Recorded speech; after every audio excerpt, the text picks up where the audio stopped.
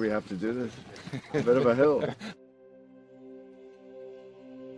His mother said, if you're coming to school, you got to bring your sister because they have to go and work in the fields. So this kid carries his 1-year-old sister everywhere. A lot of those kids don't eat in the morning. A lot of those kids, the only place they do eat is at that school. I thought going up that mountain, Mary's meals can reach everywhere, that there's a hungry child. Do you see what happens after a simple meal? It just came to life. Love reaches everywhere.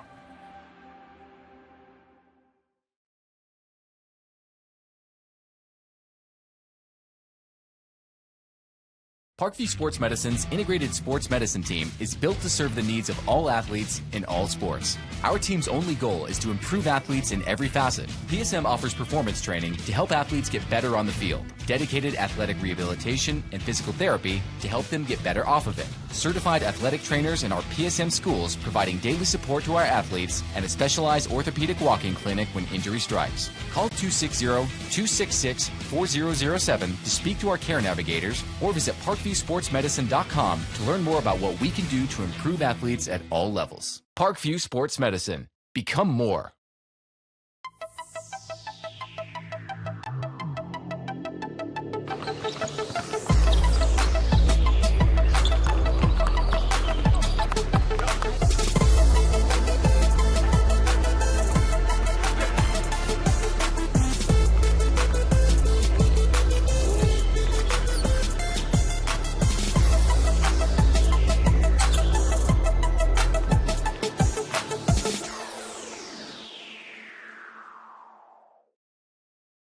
Joint pain, sprains, strains, or a possible broken bone? Make the Parkview Ortho Express walk-in clinic your first stop when you have an orthopedic or sports injury. Call 260-266-4007 for more information. Welcome to the Summit City, home to the 260's dedicated high school athletes and fans. Each victory and celebration captured by our camera. Treasure the highlights from the Summit Athletic Conference this season, or complete games live or on demand. After all, nobody's more proud to call Fort Wayne home than SummitCitySports.com.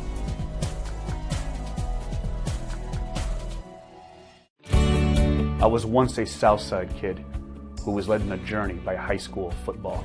A journey that taught me discipline, toughness, and the skills that made me a success. As a businessman with a CPA license who owns his own firm, I still use the building blocks of high school sports in my everyday life. Someday sports will end no matter what level you reach, but you will be left with the skills to compete in the next game, the game of life.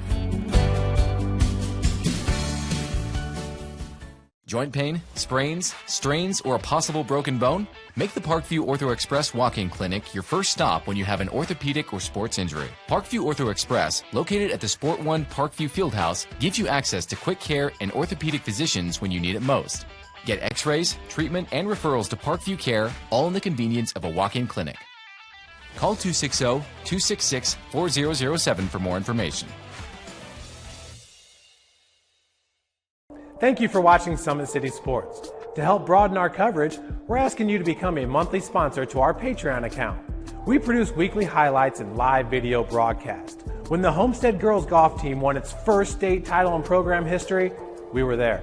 When Fort Wayne brought back 3 state titles in cross country, we were there. We believe in sharing positive stories and setting the standard for how high school sports should be covered. Join us and donate today. This is an invitation to join a movement propelled by people who care and members who have a share in the place they bank. Good morning, Sam. So when you have the chance to get your first home loan, you know an expert will guide you every step of the way. Or when it's time to buy your new car, you'll be treated like more than just a credit score. Good news, ProFed can get you that payment. This is an invitation to a place where simply belonging can help enrich your whole community. ProFed Credit Union. You're invited.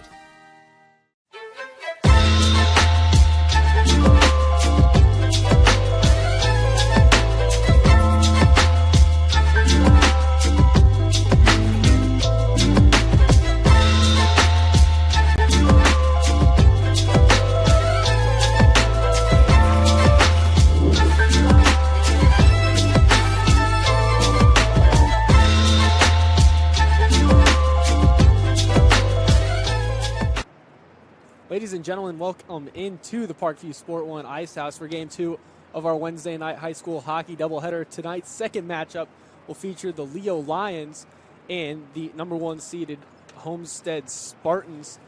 We'll start off with a couple of sponsorship ads. Today's broadcast is, of course, brought to you by SummitCitySports.com. Follow us on Twitter at 260sports, like our Facebook page Summit City Sports, and be sure to subscribe to our YouTube channel. The Kelly Automotive Group is Indiana's number 1 automotive group with over 1,000 new vehicles and 500 pre-owned vehicles to choose from. Please visit drivekelly.com. Simple, transparent, and reliable. Tom Steel Tire has been servicing the Fort Wayne area for over 40 years. They'll help you find the perfect tire for your vehicle and other auto repair services like brakes, wheel alignments, engine diagnostics, and more. Big Eyed Fish has been around the Northeast Indiana area for generations. Like their Facebook pages for updated promotions and enjoy the best fish in Fort Wayne in a family-friendly environment at the Big Eyed Fish. You're invited to join ProFed Credit Union, where we get to know you to better serve you. Sign up online in 5 minutes or stop by a branch. Join ProFed today and start owning your financial future at profedcu.org. At Ottenweiler Contracting, we invest in our customers by providing peace of mind during the entire process from bid to build. Visit OttenweilerContracting.com. Summit Volleyball trains and builds the highest quality volleyball players in the area from ages 5 to 18. Our players are equipped with elite level skills and a foundation of life skills. Jump on board and together we can reach the summit.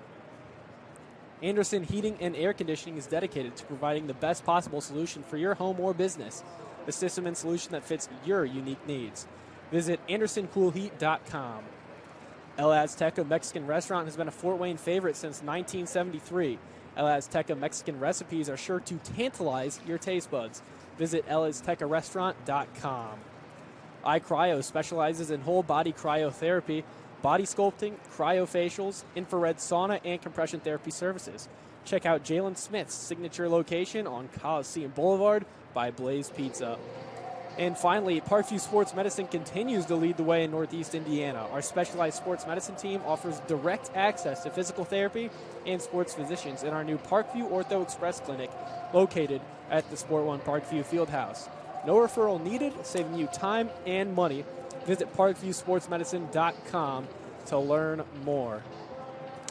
Well, as I said, tonight's second matchup is going to feature the Leo Lions and the Homestead Spartans. The teams are going to be taking the ice here for warm-ups shortly, so we'll step aside for a brief break here on SummitCitySports.com.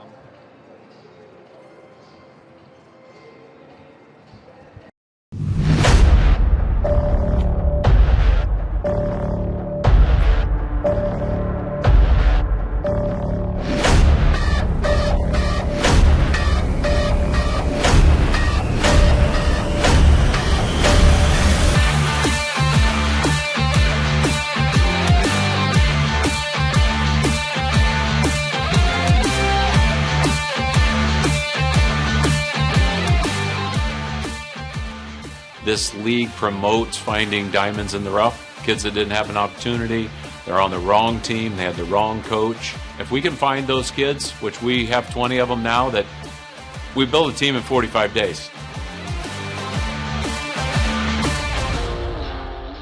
I look at like the amazing facilities and like the coaching staff, like everything looked perfect for me. It's kind of a no-brainer for me. Here is, I heard, was very professional, and I had absolutely no idea there was such a big hockey community. Saw the amazing facilities here and coaching staff. Felt like it was a good fit for me. I noticed my confidence got up. I think the system starts with what you do off the ice, right? And that's been our biggest challenge, right, is taking these kids from different places in the world, right, and bringing them in and trying to establish a culture. And it's been difficult, right, to teach discipline, to teach accountability, to show up on time, right? That's where it all starts.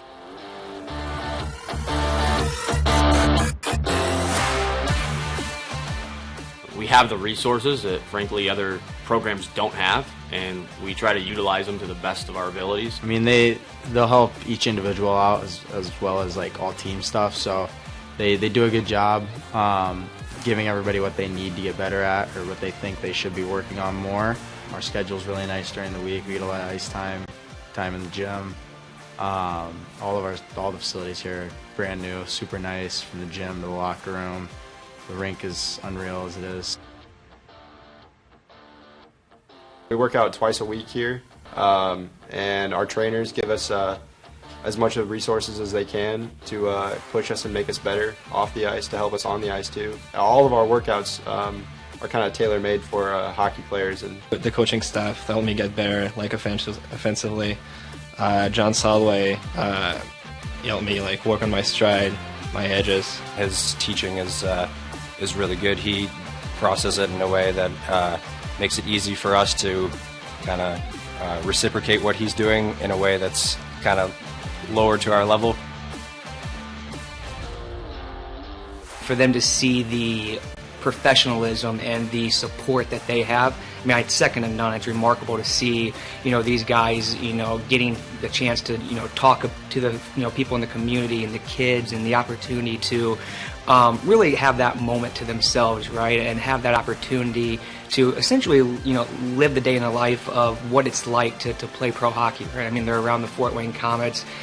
Earlier in the year, guys were coming out, and helping the kids. And it's remarkable because they get to see what it takes to play at the next level. Right? Not only Josh, but we've got Jerry Most, who helps with our goaltending, and Paris Duffus, who is a familiar name for Fort Wayne fans that really helps our goalies off the ice. And I think gives them the mental approach that they need to advance to the next level, as we know that's really important with goaltending.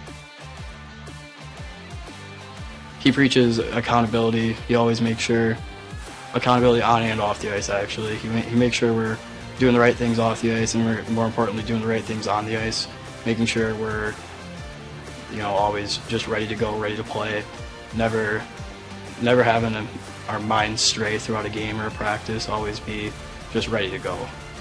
We tell these kids all the time, from high school till about college to your junior years, you've got 7 to 8 years to work really hard and get your life on the right path, or you can goof off and not pay attention and get involved with the wrong people, and then the rest of your life after that 8 years is going to be pretty difficult, right? So trying to get them prepared for the real world is priority number one.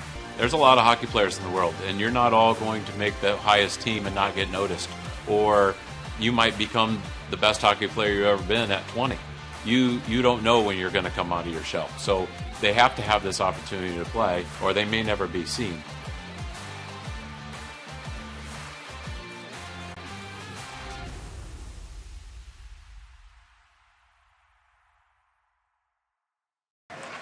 All right, welcome back to the Parkview Sport One Ice House. The teams have taken the ice for warm-ups, Brandon. We got us a matchup going on today, Homestead versus Leo.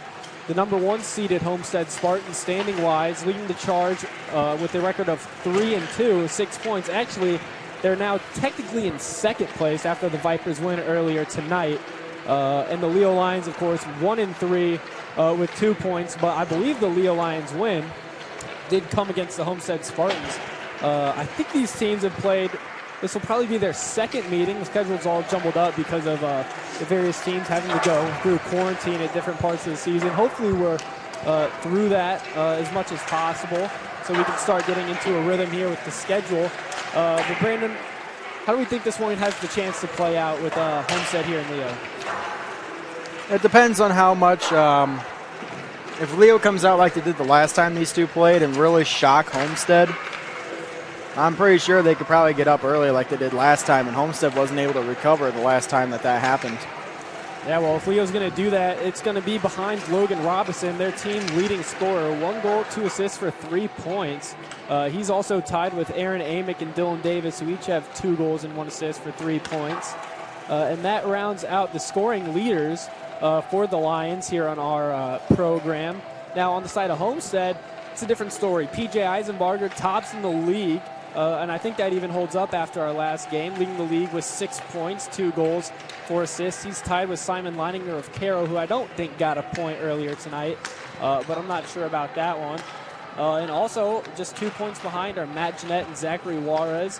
Jeanette with 1 goal and 3 assists. Juarez, the reverse of that, with 3 goals and 1 assist. Has been playing a lot better as of late, I believe. Elliot Doherty, of course, as well, is up there with 1 goal and 2 assists.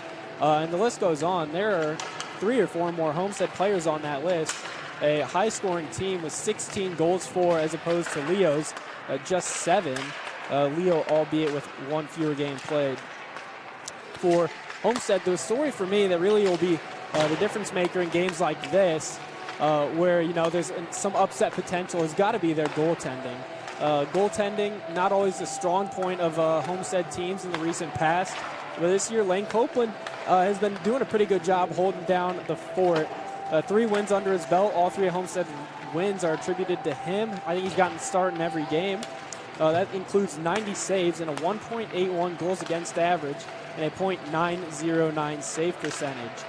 So he's definitely been playing up to where he needs to this year so far to keep Homestead in these games and winning these games. 10 goals against for the season for Homestead.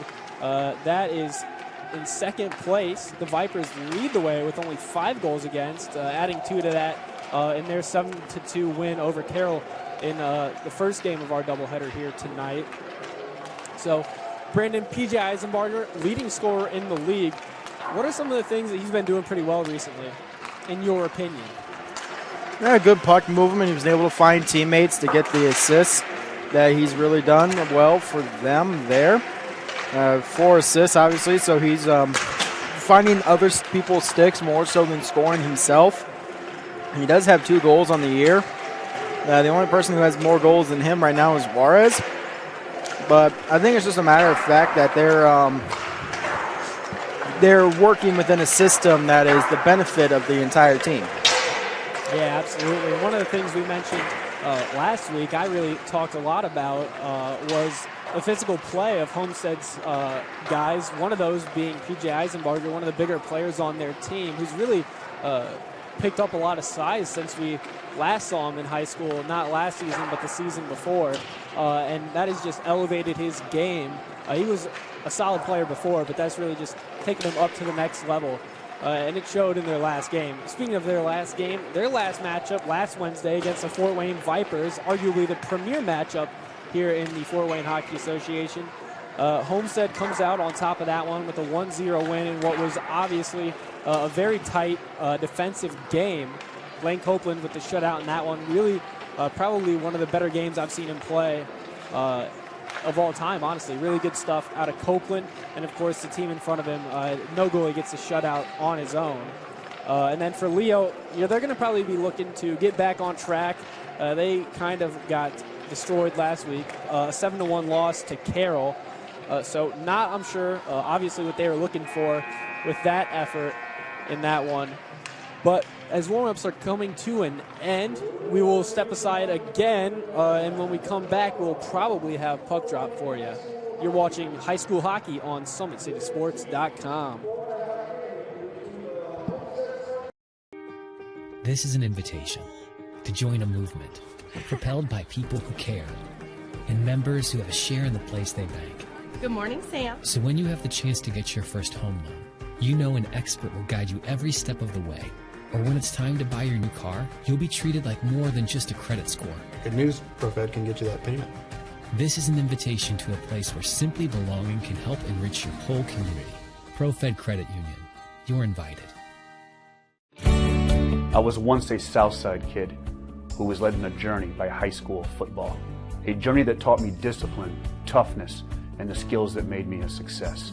As a businessman with a CPA license who owns his own firm, I still use the building blocks of high school sports in my everyday life. Someday sports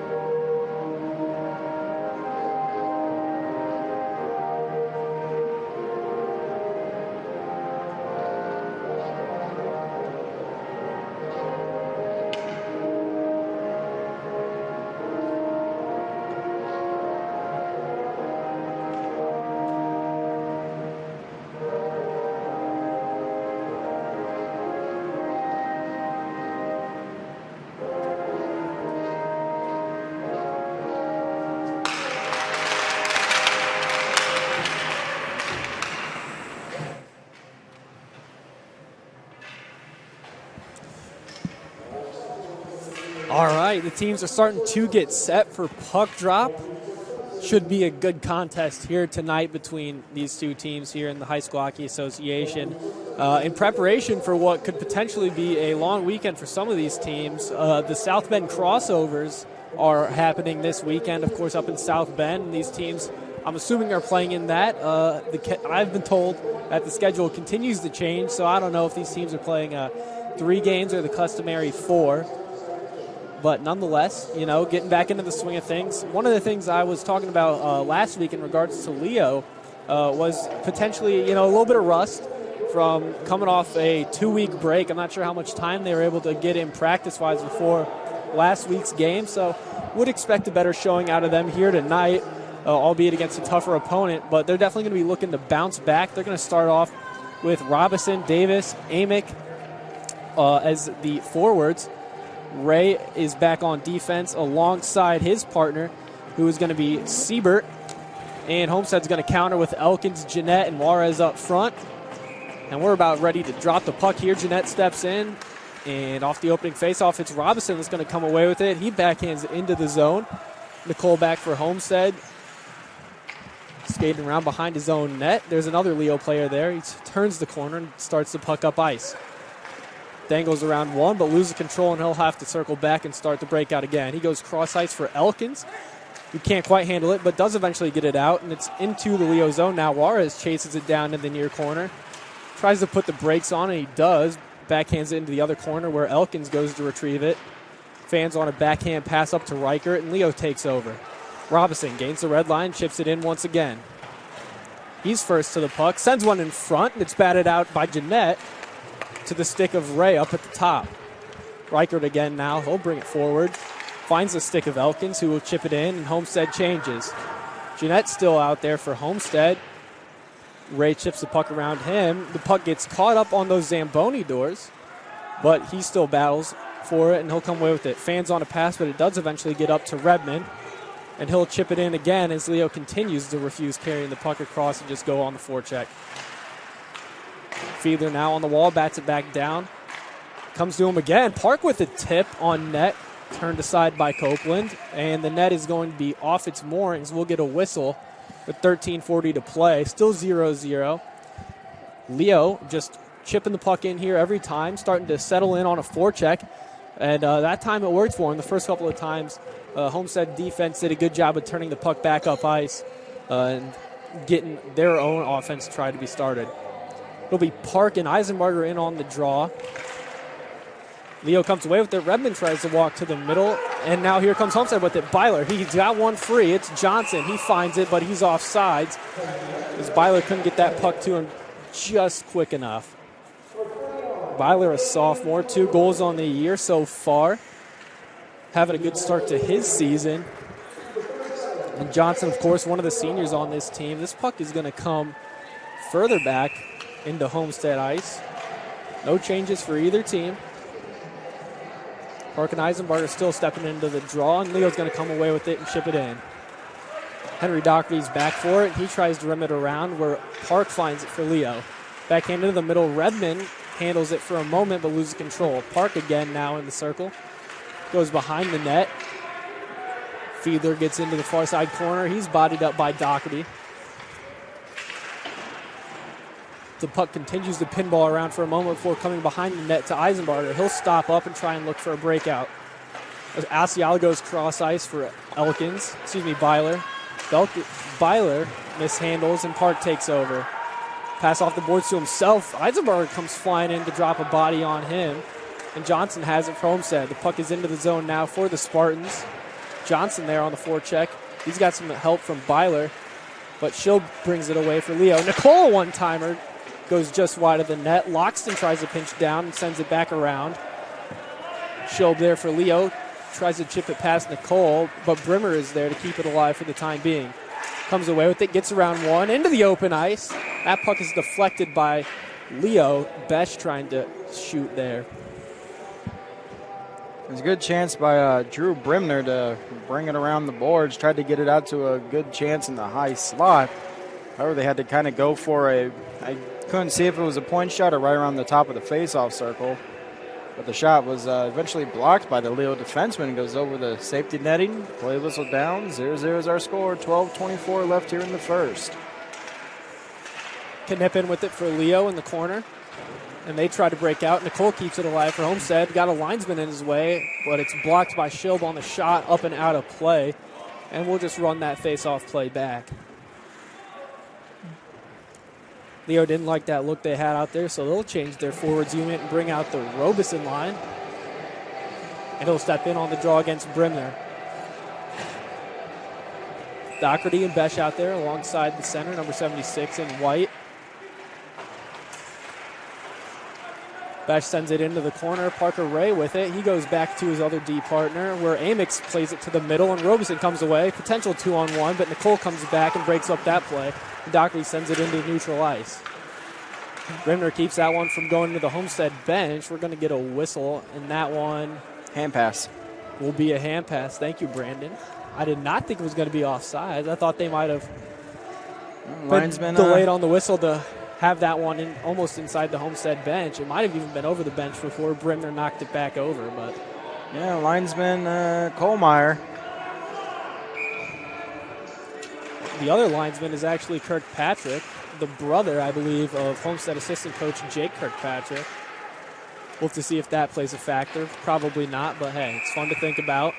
We'll get another whistle. I think that net is off. That's the same mooring that was off earlier. Yeah, these pegs aren't like any NHL style or even the ECHL. They're just these little spikes on the bottom that kind of try to hold it in place. But I tell you, once those nets move and that spike digs into the ice, it can lead to some very bad, potentially dangerous scenarios if those pegs can really dig into the ice. They get knocked out. Mm-hmm.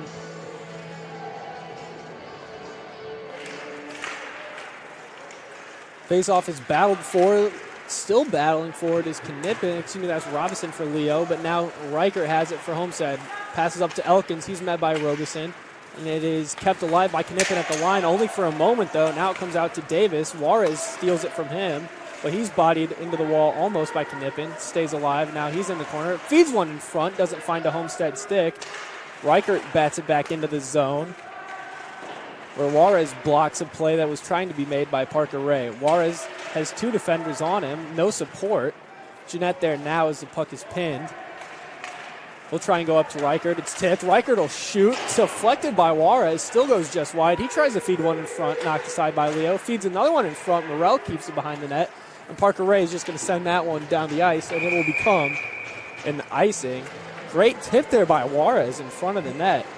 Yeah, definitely very good scoring opportunities there for Homestead. A couple of them, dang it, my asthma kicking in. A couple of them just tipped just wide, and then a few of them were good saves there by Morrell. But outside of that, Homestead really pushing right now, trying to prevent a repeat of what happened the last time these two teams played. Yep, Redmond comes away with it for Leo. He starts to break out ahead. Johnson will knock that one aside, where Doherty gets to it first.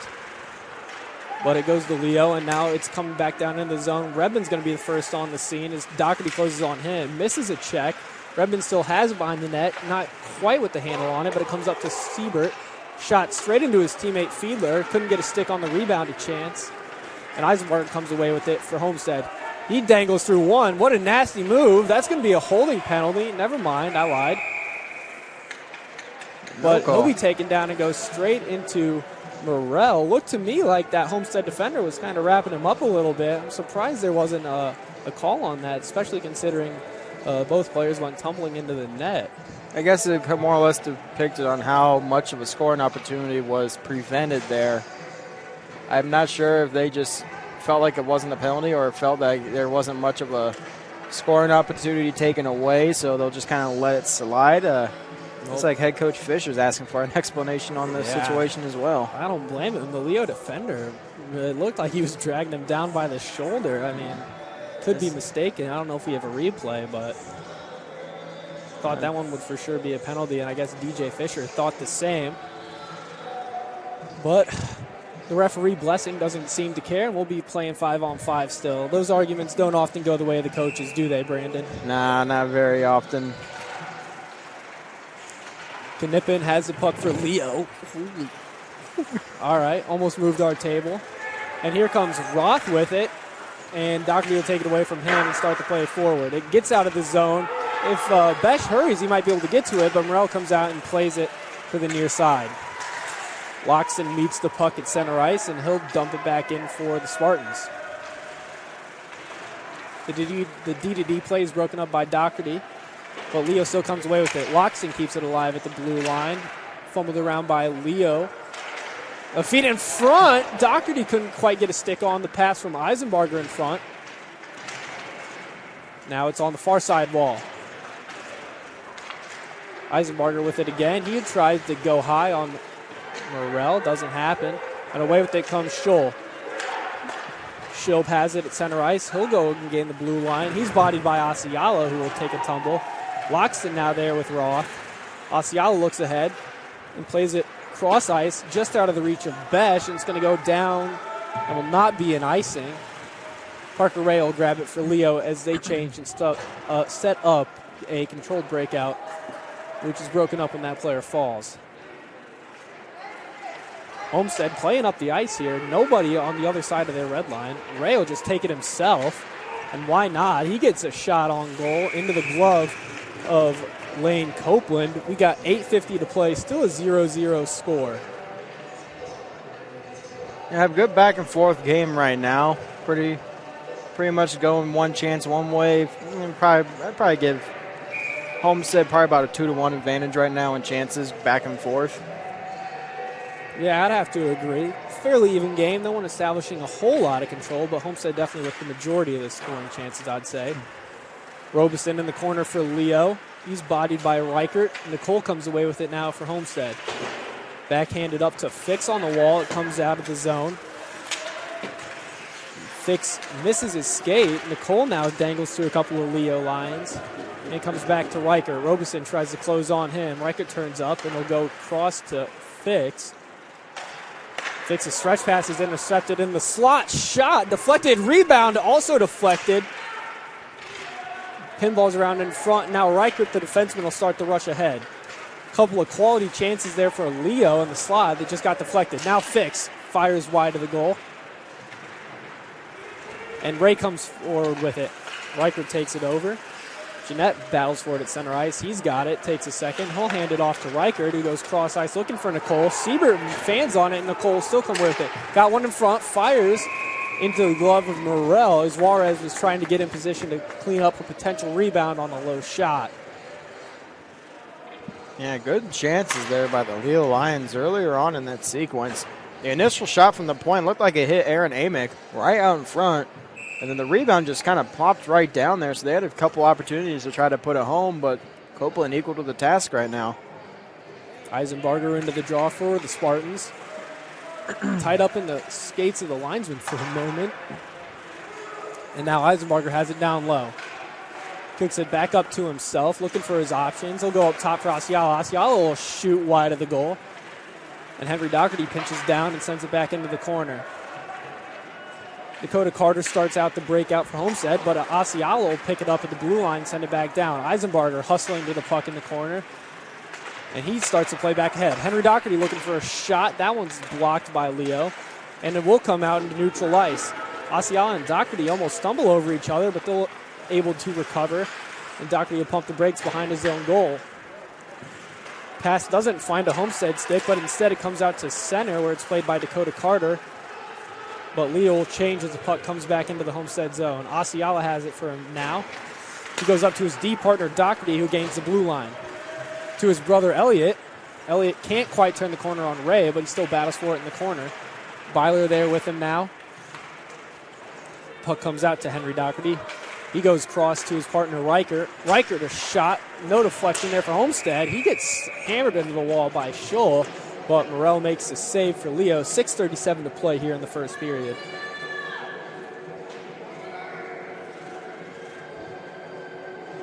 Physicality definitely picking up here. We've seen some pretty good hits on both sides. As right now, there's a defensive zone faceoff for the Lions. And it looks like it's going to be Brimner up against Scholl, possibly. That's Roth. Brimner comes away with it off the draw. It's into the corner for Homestead. And a massive body piles up by the Zamboni doors where Leo has it. I believe that's Dakota Carter who will skate it forward. He's met by the forecheck of Besh, but Schilb takes over. He skates to some open ice, gains the red line. He'll keep on taking it, going into the corner. Reichert will bump him, but doesn't come away with the puck. Now it's Roth. He goes up top for Schilb. Actually, that is Siebert. Robinson, a shot that goes high. Dakota Carter keeps it in for the Lions. Doherty's going to be there. Nope. Reichert takes over for Homestead. He looks to pass to Besh. Besh tries to tip it in. Doesn't get all of that one, and Dakota Carter has it again for the Lions. Under some pressure, he backhands it up on the breakout to Davis, but Reichert has it instead. Davis now a 3-on-1 kind of developing, but locks in for Homestead. He goes up almost with too many men there, but Juarez took his time getting back on the ice. Reichert looks to the middle for Besh. He tips it forward, and Juarez is going to try and forecheck here onto Nippen. Lifts the stick, but can't come away with the puck for now, and it comes out for Leo. Robinson with speed coming up. Besh the back checker in a 2-on-2. Robinson, nice little dangle through the legs, but he's bumped off by a Homestead defender. And Juarez shifts the puck out of the zone. But it will not matter as that one is going to be an icing.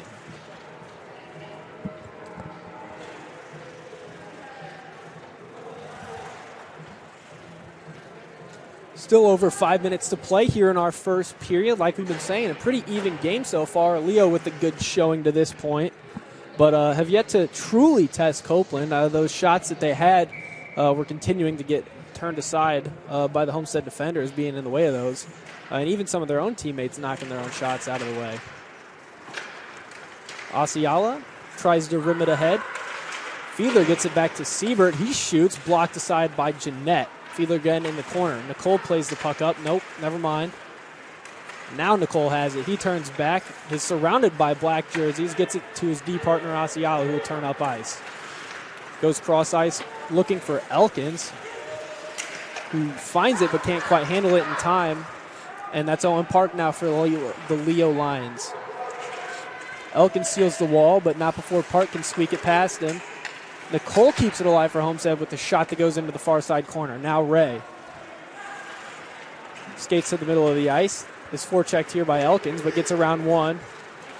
Hands it off to Redmond, who gets it in the zone, but is met by the stick of Nicole, and it goes now behind the net for Asiala.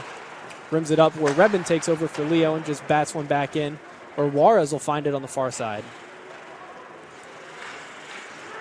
Park turns it over, right to Redmond. A shot is saved right in front. All alone was Redmond, and some extracurriculars ensue. We're going to have at least one penalty. It looks like it's going to be on Redmond, who had the scoring chance wide open in front of the net on the pass from Park. But Copeland was just playing big there and swallowed that one up. We'll take a look at it again here on our replay, as it'll be Park, that goes to the box. No one going to go for Homestead, so they are going to have a power play here with 4 minutes to play in the first period.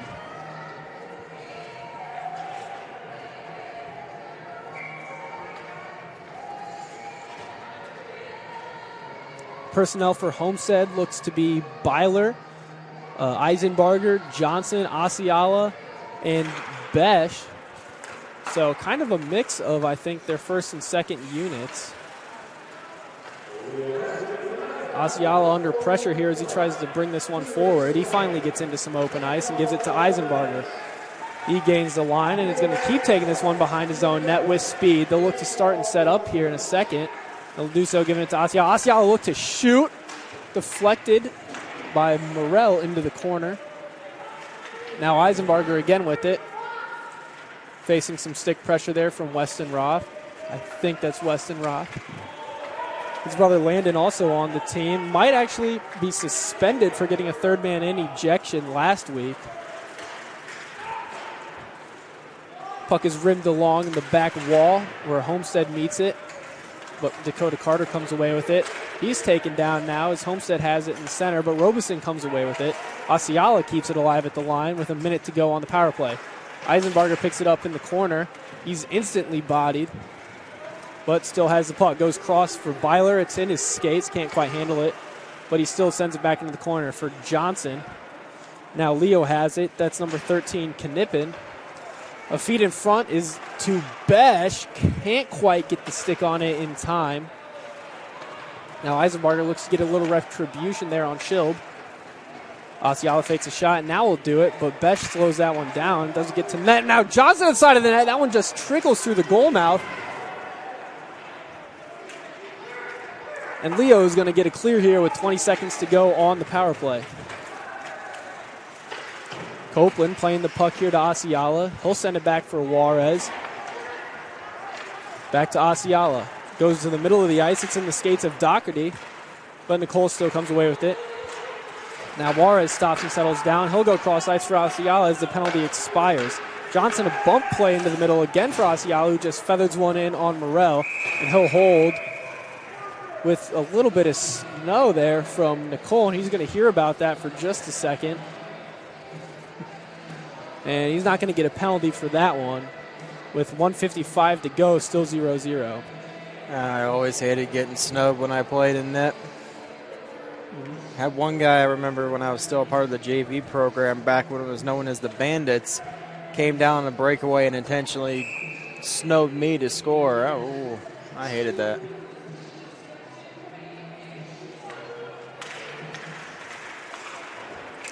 Homestead will lose the faceoff. Redmond brings it forward. Now over to Fiedler, playing with Owen Park. These three guys have had the puck quite a bit for Leo, at least a lot of the pressure, but here comes Nicole. He'll go cross ice for Juarez. Out of his reach, Ray has it. Battle for at the line. It comes out off the stick of Fiedler, but Homestead will get it right back. Reichert comes into the zone after getting through a couple of bodies. Goes around Ray. Looks to the middle. Can't find anybody. And Ray now has some speed. Goes up through the gate, and he's gained the red line. Just gets in the zone and rips one off the blocker of Copeland, where Doherty tries to chip it ahead. Kind of fanned on that rolling puck. Reichert goes to the middle for Juarez. Doherty comes away with it now. He starts the puck forward, and he'll dump it in. Far side rim is met by Scholl for the Lions. 2-on-2 battle ensues down by the Zamboni doors. A third now there for the Lions. That's Owen Park joining the party as we're less than a minute to go in the first period. Henry Doherty walks to the middle. Shot, low shot is not found. A rebound for Homestead. Nicole another shot now. Trickles in front. Juarez couldn't get there in time. And Redmond has it at the half wall. Sends it right up to Doherty. He'll shoot again. His brother Elliott tries to deflect it. He tries to hit it now off the back of Morel. But Morel had that post covered. And he'll freeze it with 32.7 seconds to play. Another strong effort there by the Spartans trying to get on the board here. Morel is making some fantastic saves early on this season. A little busy. As you said, 32 seconds left here in the first. Face-offs down inside of the Leo zone, and they're going to place it to the left of the goaltender Morel. Yeah, Morel's been very busy throughout the year. Played every game here in the league for the Leo Lions. His Byler's shot is blocked. And it comes back to Osceola at the top. Down to Byler. Has some space. Walks down. Shoots low. And it goes into the corner now where Leo has it. Eisenbarger in the opposite corner after Leo couldn't get a breakout started. Robeson skates behind his own net. Just about 10 seconds to go. Knippen with it now. He goes across the ice where Henry Doherty has it. And he'll probably just look to kill the rest of this time by going D-to-D for Osceola. Goes up to the middle where Besh will tip it in. And time will expire here in the first period. Still 0-0 after a solid first period between the Homestead Spartans and Leo Lions. You're watching Indiana High School hockey on SummitCitySports.com.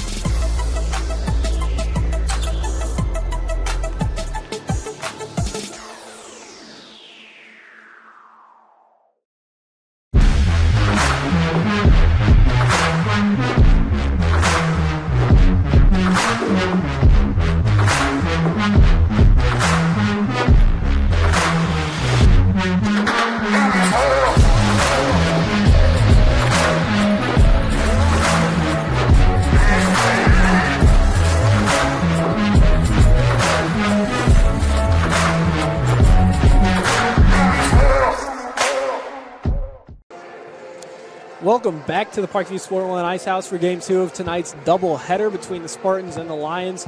We're through one period, and we have a 0-0 score. The Lions with a pretty good showing here today, coming off of their 7-1 loss last week at the hands of the Carroll Chargers, Brandon. Yeah, they've definitely improved over what they were doing last week.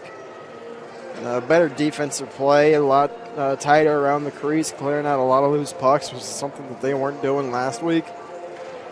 And they're getting some good saves here out of Morrell. Some quality chances here for Homestead. But unable to convert so far. Offensively, Leo not quite been there. They've had some chances, but those have been mostly deflected outside of that wide open chance by Redmond where he just put it right into Copeland. So we'll get the second period underway here with puck drop. It starts with Leo. Amick now, he'll send it into the zone, and it's, I think, off of the referee, but nonetheless, Homestead has it now. All the way up to Besh. Now Doherty with it. Tries to feed to Brimner. Shot is wide of the net. Doherty now feeds another one in front. Doesn't find Besh. Asiala shoots. That one's blocked by Davis. It's Brimner now for Homestead trying to battle for control. Robeson has it. It's knocked aside by Besh in the slot. Pinballs around some skates. Now Amick finds it in the corner. Just slaps one up to Henry Doherty at the top. Down to Brimner. Off of a skate of Robeson. Continues to pinball around in the zone. And Siebert has it all the way up to Davis. He's got a little bit of a one-on-one situation here with Asiala. Cuts to the middle on him, but he's going to find a Homestead Spartan, so he's got to just throw it on net. And misses Copeland just a little bit wide. Henry Doherty finds Juarez's skate. Asiala backhands it into the stick of Dakota Carter. Jeanette takes over for Homestead. Now Juarez has it. Looking to the middle where it's broken up by Park. Here comes Redmond. If he's got speed, he's got one beat. Doesn't have it right now, but he'll forecheck on Nicole. Nicole goes all the way over to Fix, who gets a little bit of a weak bounce off those Zamboni doors that we've talked about so much in the past. Nicole for Homestead with speed. Turns the corner, finds a empty spot of ice in front, looking for Riker, I believe that was. Fix back for Homestead, stops it just before it gets to Copeland, and that stick, that pass is missed by Juarez. Wolf for Leo. Rims it up to Fiedler. It's off his stick and straight to Fix. Juarez tries to get to it in the slot. Does so. Pass to Jeanette. Can't quite handle it. Backhand up to Nicole in the slot. He can't quite handle it either. And now here comes Redmond. Partial breakaway. Riker closing on him fast. Tries to body him off. Using that big body of his. He does get a weak little backhand on Copeland. Now here comes Juarez. The pass, just not very good. And trickles down in the corner where Ray has it now for Leo. He comes up, gaining the red line. He'll cut to the middle and shoot. That one's into the glove of Copeland. Would have been high with 12:35 to play in the second period. Good opportunity there by C.J. Redmond coming out on a near breakaway. Unfortunately, didn't get much on it. A good defensive play there by the Spartan player coming back to break up the chance. So he gets set for the next faceoff. And he did a good job using his body to his advantage there. One of the biggest guys in the league against a smaller defender. So use that to his advantage to still try and get that scoring chance. Besh gets it up to Doherty as they come across the line with numbers. Shot is straight into the glove of Morrell for a faceoff after just 12 seconds of play there in between whistles. Morrell continues to hold steady. Like I mentioned, he's played all the league games for Leo. He's got 98 saves on the year. Unfortunately, a 3.75 goals against average.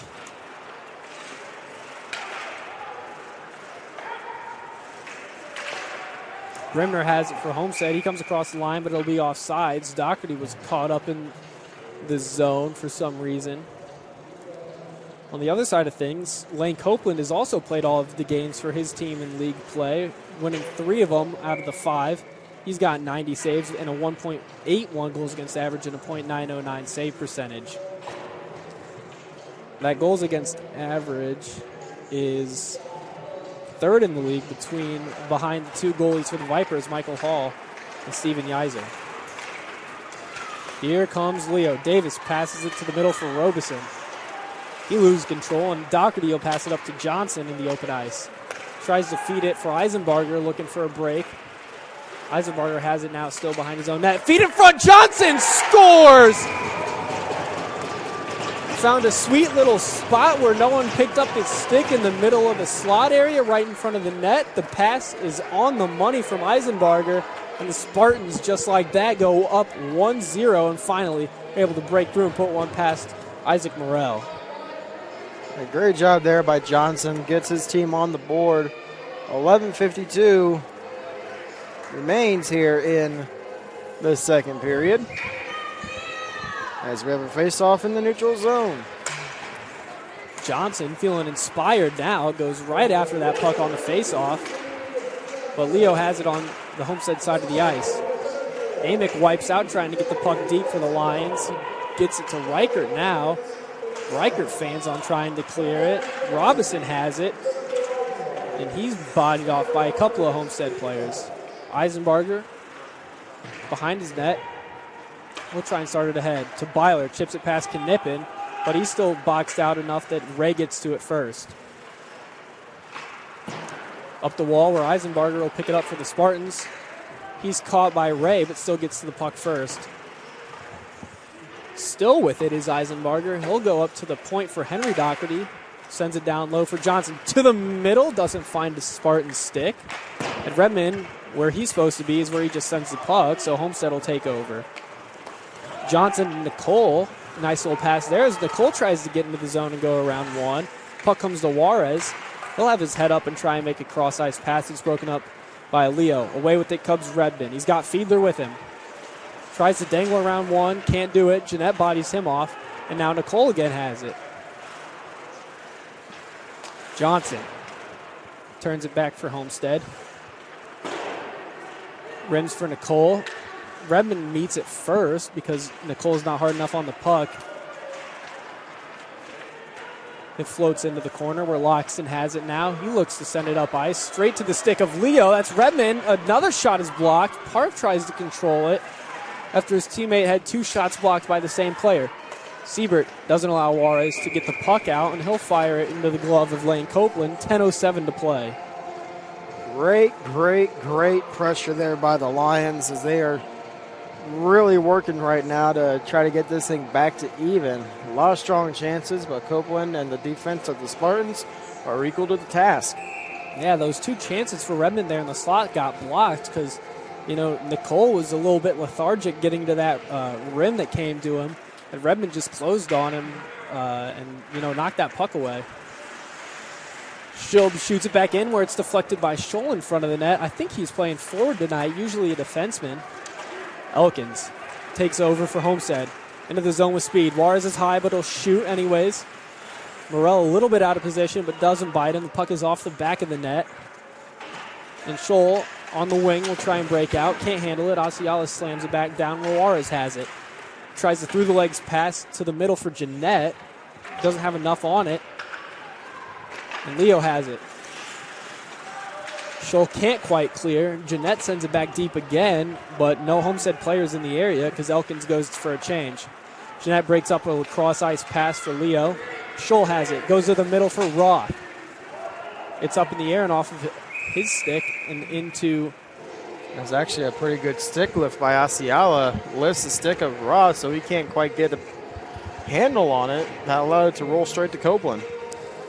Yeah, absolutely. A little bit of a floater pass there. Just doesn't quite connect with its intended target. Interesting decision, though, to put Scholl on the wing tonight. I think usually it might be a response for Roth being out. Yeah, that's what I was about Roth, to say. It's probably to fill in that slot. We'll have to check that out next week. I'm assuming Roth's just out for one game. Plays in the neutral zone. Doherty shoots it off of Jacob Kohlmeyer, the linesman, and goes out of play. Kohlmeyer's probably had that one coming for a while, if I had to guess. Yeah, Kohlmeyer's not that bad of a guy. He's got a hard slap shot that I faced one time when we were doing a hockey camp together. Ripped it from the blue line, right where the Carroll guy's leaning over the bench out of the blue line. He just ripped it there and barred down me from, 20 feet out of the net. Absolutely gross. He's got a pretty good shot, but he's an all-around nice guy. Yeah. I like Jake, but some of the players like to give him a little bit of grief. A little bit of a tough time. Former Bishop Dwenger player Jacob, his brother. A turnover in the middle is a shot by Wolf. Copeland can't handle it immediately, but he'll now get a handle on it. That pass just straight to Wolf, I think that was for Leo. Wide open in the middle of the ice. Not exactly sure what happened there. I think that was to Davis. But either way, one thing I like, though, is when the rebound got dropped by Copeland, he dived on it. Instead of the Dwenger, you got me saying Dwenger. Instead of the Homestead players just drilling Davis at the crease, they kind of like the two defensemen sandwiched him, so he couldn't really move his arms or anything anymore. They didn't need to drill him. They just kind of boxed him out. Davis, just a freshman, already playing on the top line for Leo and has 2 goals on the season. It's battled for down in the corner between Knipin and Elkins. Amick comes away with it and sends it up to Asiala and neutral ice. He just turns it straight back, or Morel will stop it, and that is actually Wolf that'll take over. Tries to find Robeson in the middle, just out of his reach, and it comes to Reichert. Juarez finds it now. Slows up at the top, gets around one and goes to Reichert, but it's broken up by a Leo player. That's Davis, who's got the jersey tuck, so it's a little tough to identify his number. Knipin now behind the Leo Lions net. Break out to Redmond. Cross for Fiedler. And he'll just send it into the corner. Park tries to get to it for Leo. Reichert's there just before him. And Fiedler just lifts Reichert's hand right out of his stick. He tries to play soccer for a second as the Homestead fans plead for a penalty. They're not going to get one. And Asiala and Park will combine to chip that one up into the netting with 7:27 to play. I think obviously they're kind of looking for a slash, but in that case, I don't think it'd be considered a slash because it was up. It'd be more considered a stick lift. Now, if it went down, if he brought the stick down and slapped it out of a hand and the stick went down to straight down to the ice, then that'd be a slash. But in that case, since it went up into the air, that's more or less looking at a stick lift that he just didn't quite have a hand on. Yeah, not even a very hard stick lift either. It just might have been a little bit soft on his stick there. Johnson with it for Homestead now. He'll go around Ray. Look to the middle. It was there, but I think that's the stick of Morel that stopped that one from getting to the intended target, Byler. Loxon up top, shoots straight into the stomach of Fiedler. He chips it ahead to Park, but Nicole gets there for Homestead. Redmond takes over, not before Byler can seal it back from him. 3-on-2 for Homestead. Cross ice is off of the stick of Nicole into the corner. He'll send it into the opposite corner now. That's Byler that has it. He backhands one just wide. Byler again now on the half wall. Had it momentarily, but now it comes to Park. He loses it as well, and it's back into the Leo zone. It's off the hand of Redmond to Loxton. Now Johnson rims it in. Morel will try and play it. Jumps over his stick. Besh has it. Got to be careful with that pass up to the top. Almost had too many men. Brimner's shot was handled by Morel. Now here's Ray. Takes a second cut back. Might even go for a third. Nope. Opts to just shoot it into the middle where Nicole has it for Homestead. He tries to go down. And that's just backhanded into the other corner. Besh back down low. Now Ray just sends it up the ice to relieve some pressure, and that will become an icing. Looks like Ray might have had a potential hand issue. Nope, I think he was just messing with his stick. Took his glove off, and sometimes the players doing that, it's to shake out a problem in their hand if they caught something up high, maybe a slash, but not the case there. But nonetheless, 5:51 to play. The faceoff is to the right of Morel. It's Brimner stepping into the draw against Robeson.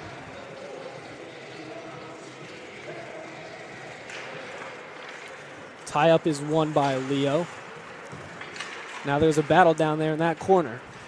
Homestead comes away with that. They try and feed it in front. Nobody home. But Besh will still take over on the opposite side. A play is off of Davis. Almost got around Doherty, who recovered with that big body of his. is able to chip that one back into the zone. Reichert keeps it at the blue line for Homestead. He's got time to look for a pass, sends it into the far corner. Juarez has it. He'll go in front. It's off of Morrell. And Robeson has it, almost hit by Reichert. Now Davis.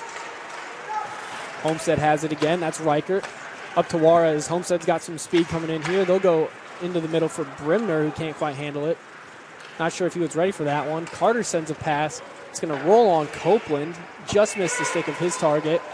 Puck continues to kind of roll a little bit as Henry Doherty carries it across the line for Homestead.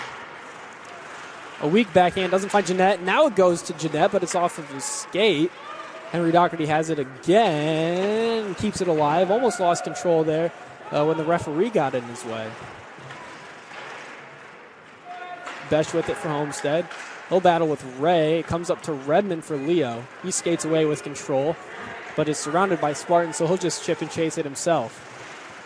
Has a massive size advantage on the small Asiala, but Asiala comes away with it. Owen Park has it. Fans on a shot off that Parkview bounce down there in the Zam doors. Knippen will send it back to Ray, and they'll take a second to regroup. Fiedler into the middle for Redmond. Tries to get around one. Nicole had the chance to lay him out. Didn't take it. Probably would have gotten a penalty with the Fort Wayne refs. Juarez into the middle for Doherty. He's got a break. He's got one with him. Jeanette scores! The pass was behind Jeanette, but he was still able to handle it and just slide it right under Morrell for the 2-0 Homestead lead. A great pass there on the blue line for the entry to Doherty. Great job there by the Jeanette and who was that? Doherty or Best, you said? That was Doherty that made that pass to him. Yeah, great job there by those two. The pass was a little bit behind Jeanette, like you mentioned. It's just I don't think the goaltender, Morrell, really had the opportunity to seal the ice all the way, as I think it just squeaked under his pad. And sometimes that's all it takes is just those little gaps. Absolutely. The puck only like what? 2 inches high or something like that? I don't even know. I should know that. I've been playing hockey for years. But Elkins on the wall for Homestead. His pass is taken away by Carter. Carter in the middle shoots on Copeland. He'll continue to try and dig at it. But it's frozen with 3:38 to play. Redmond's still kind of involved in a little bit of extracurriculars in front of the net.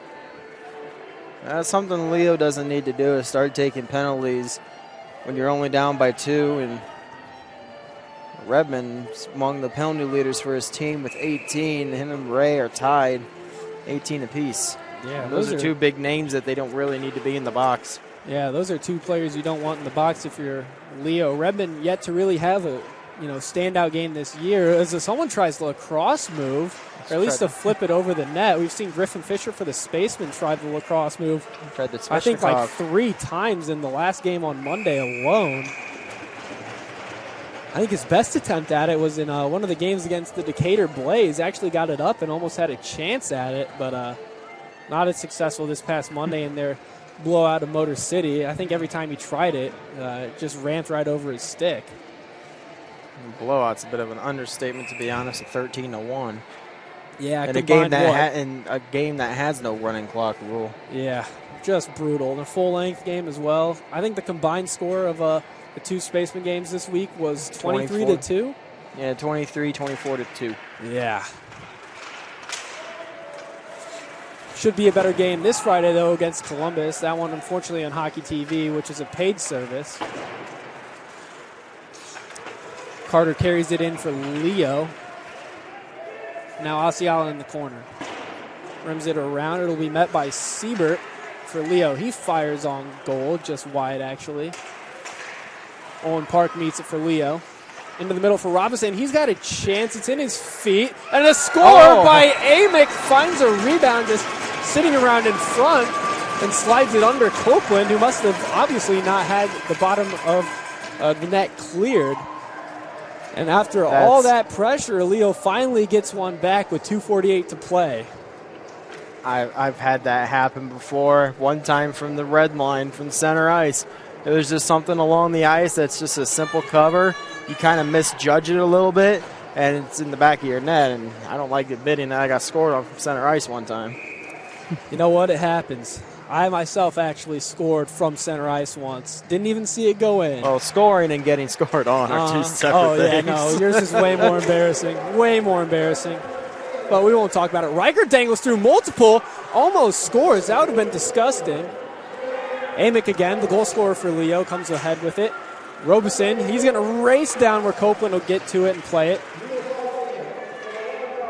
Park feeds it in front. Copeland didn't quite know where it was at first, but is able to smother that one. Robinson got the lone assist on Amick's goal. That goal went to Aaron Amick. Robeson, it got caught up in his feet, just wasn't able to corral it and get the shot, but I mean, it just trickled there, and Amick was able to find it and hammer it home. That's his third goal on the season, bringing his point total to 4 for the year. Doherty now reverses it up the wall, the same side. But Juarez doesn't get to it. Redmond does. It's shot on goal, where Nicole has it now behind the net. Besh on an island by his lonesome. He'll just rim it around to the other side. A weird bounce off one of the stanchions in the corner. And Leo keeps it in the zone and has the pressure on still as they continue to press here in the last 5 minutes of this period after giving up that second goal. Doherty now up to Juarez, chips it past Ray. Tries to send one cross ice for Besh, but it was broken up. Besh is offside, so Homestead is going to have to slow their rush up. Now Nicole will bring it ahead. Dumps it into the corner, but Homestead's forecheck pressure is non-existent until now. Ray starts it up to Davis with plenty of open ice, but no teammates around. Fiedler across now where Nicole had it momentarily, but Redmond takes over. Walks to the middle, a shot, not quite.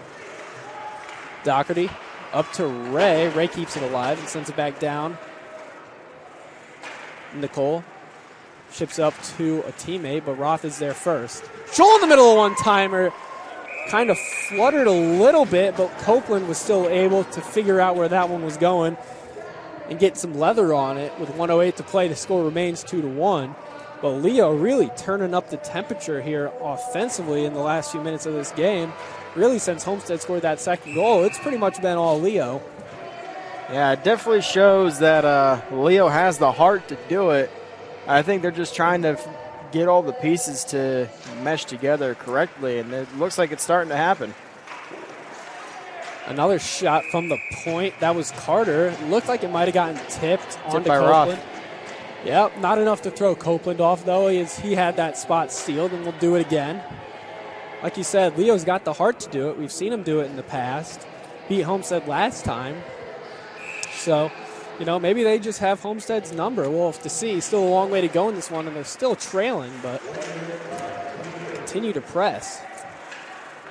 Scholl had it in the corner for Leo. He'll go to the opposite side for Weston Roth. His brother Landon, like we've mentioned, is suspended for this game after getting an ejection in the last one. Play is still alive in the Leo zone. Roth with it. He's got some time. Goes cross for Scholl, who doesn't find it. Carter keeps it alive. Asiala sends it up, where Leo continues to hold the zone. Up to Carter. He'll look to shoot. Couldn't quite get set, so it was a weak one on the ice. And Elliot Doherty has it. Tries a stretch pass to Jeanette. It's off of his skate and stays in neutral ice. Homestead's on side now, so they can start their forecheck. It goes across for Schilb. And it's still bouncing around there in neutral ice. It'll come up slowly to Doherty. He's going to be offsides. As that puck just continued to slowly drift to him. He was just a little bit ahead of himself, trying to get out in front of those Leo guys coming off of the change. And now that's going to be intentional offsides, and it's going to come all the way down. 3.7. Yeah, Leo's going to have some time here to run a play if they want. They're going to have to win the draw clean. If they win it cleanly, they have a shot. Let's see who they got right there at that point. Ray, right-handed shot, perfect for the face-off. And Robinson, left-handed face-off man. Oh, he's set up weirdly. So they're going to probably try and go to Knippen here with the way that was set up. They do win it, but it goes to Juarez. He'll try and break out the pitching wedge and send it out to center. He fanned, but Leo couldn't get to it and get a shot in time. So we'll head to our intermission with a 2-1 Homestead lead This is Indiana High School Hockey on SummitCitySports.com.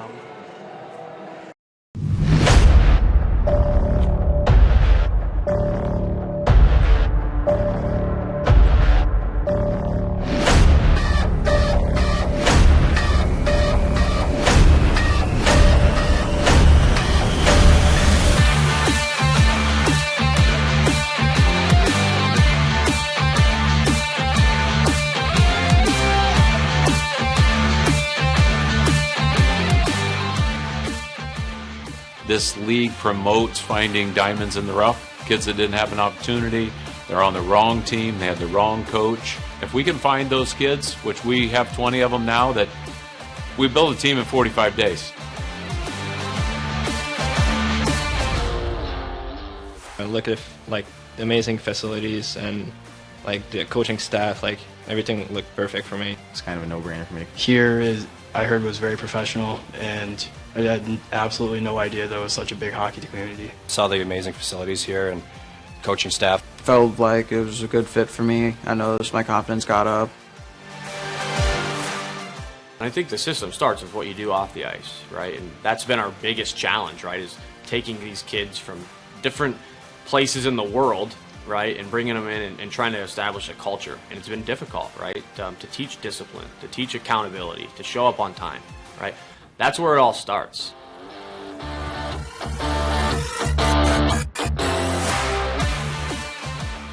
We have the resources that, frankly, other programs don't have, and we try to utilize them to the best of our abilities. I mean, they'll help each individual out as well as like all team stuff. So they do a good job giving everybody what they need to get better at, or what they think they should be working on more. Our schedule's really nice during the week. We get a lot of ice time in the gym. All the facilities here are brand new, super nice, from the gym to the locker room. The rink is unreal as it is. We work out twice a week here, and our trainers give us as much of resources as they can to push us and make us better off the ice, to help us on the ice too. All of our workouts are kind of tailor-made for hockey players. And the coaching staff helped me get better, like offensively. John Solway helped me like work on my stride, my edges. His teaching is really good. He processes it in a way that makes it easy for us to kind of reciprocate what he's doing in a way that's kind of lower to our level.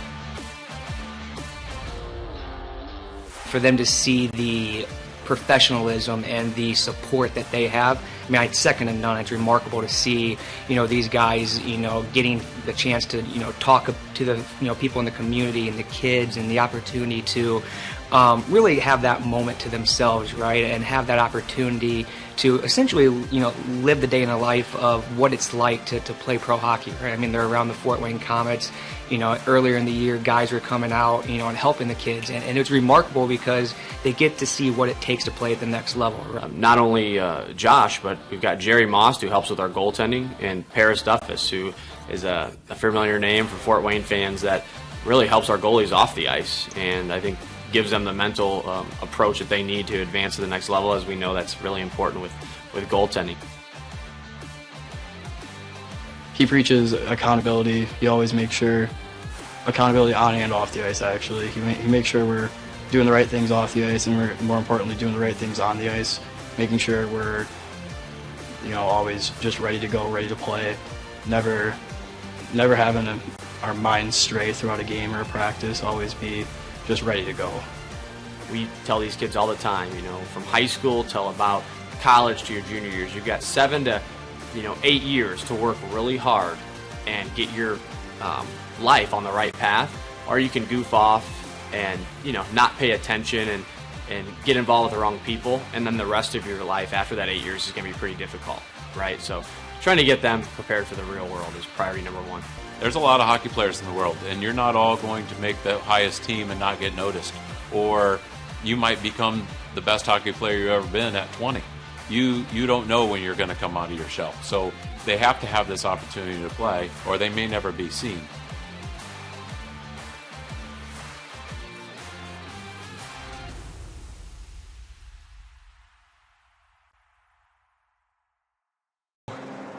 All right, welcome back to the Parkview Sport One Ice House. We're here in the middle of the second intermission. The ice cut just getting underway, slowly but surely getting there. We have a theory about it being a potential newer employee here at the Ice House, but you know what? That's all right. Everyone's got to start somewhere, and I would love to personally do Zamboni one day. I feel like that'd be cool to at least try. I was getting trained on it back when I worked here, but things fell through, unfortunately. It was rather fun and interesting. Yeah. My worry would be, drifting into the boards. Yeah, that's exactly what I was getting ready to say. But I mean, spinning out. We've been here for how many years, and I think I've only seen one person actually hit the boards, so it can't be that hard. Key is to go slow. Yep. All right. Well, so like I said, here in the intermission report, it's a 2-1 Homestead lead. The goals from Leo for Amick, and the Homestead goals, I don't completely recall who they're for. Brandon, I believe you have the stats for us on that one. The Homestead goals belong to Reed Johnson and Matt Jeanette. The Leo goal scored by Aaron Amick. Exactly right. Leo, really starting to press there in the last 5 minutes, kind of reminiscent of what we saw in our first game of the night, just to a lesser degree, with the Vipers coming out and really giving it to Carroll early, but the last 5 minutes of the second period, some of the momentum shifting. Didn't work out for Carroll trying to bring that one back, but Leo's got a much more manageable game on their hands here, down just one, still with the full period to play, so plenty of time if they can continue to build on this momentum they had coming into the intermission. Yeah, Leo, as you said, Leo definitely came out after the Jeanette goal with a passion and fire in their heart, and they made it interesting. It's 2-1 right now. Like we talked about, the heart and passion is there. I think it's just a matter of trying to get the players to mesh together, buy into the game plan. Once they do that, I can see Leo starting to reemerge itself as one of the top programs in the city. Kind of like what Carroll's done so far this year. They're starting to reemerge after being a few years down below, after leading the league for how many years. I mean, it was Carroll Leo from like 2013 all the way to 17, 18? It was Carroll Leo every year in the finals. It was Carroll Leo. You could bet on who would be there because it was almost guaranteed. And now the coin has flipped.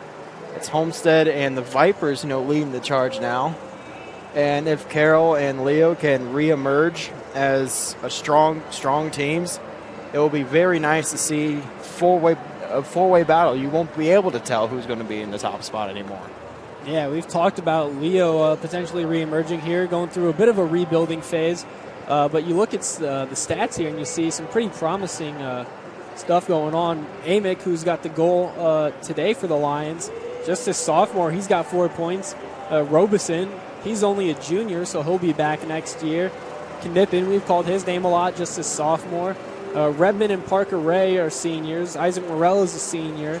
Owen Park and Brady Scholl are both seniors, and those are a bunch of very significant players. But, some of the underlying players here, some of the supporting cast, I guess you could say, are not even necessarily. I think these younger players are actually leading the charge point-wise. Dylan Davis also, I didn't even mention him. He's got 3 points on the year, just a freshman.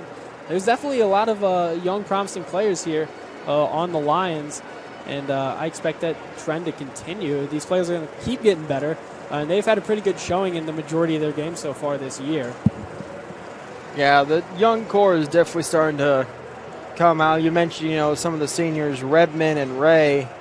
Those guys are leaders with the program, especially Ray. And to lose Ray on the defense, and there's going to be a bit of a rough blow to Leo, just like it was when, you had players like Freebie leave. Just a couple other ones. I can't think of the name right off the bat, and now it's going to bug me until I do. At the end of the day, I guarantee I'll remember them at the end of the broadcast. Players like Drew Wynn. Yes, thank you. Rory Scott as well. He played when I was Cannon a freshman. Harris. Yeah, Cannon played off and on for them for his high school career. Freebie. There was a couple other big defensive names that were there that when they left due to graduation, it shook the identity of the Leo Lions to where it is now. Yeah, absolutely. They used to definitely be a powerhouse team, and there's that chance that they can return to that. Probably won't be this year, but I'd say within the next 3 seasons. Absolutely. Same with Carroll, and then I could see a 4-way battle. The Vipers might be in a struggle state in a season or 2, just because a lot of young players on that team. There's not many young there's players only on that three. team, actually. There's only 3 freshmen and, by my count, 4 sophomores. The rest are either junior and senior. So within the next 2 years, you can see the Vipers entering a retool/rebuild. It kind of depends on who comes in for them next season after the graduation of the current seniors. But it'll be interesting to see where things go, especially now you got the Renegade program in there, developing people. Yeah, and the Renegade team is huge this year. They are on our roster sheet here, and I think they have the largest team by, it looks like, at least 2 or 3 players.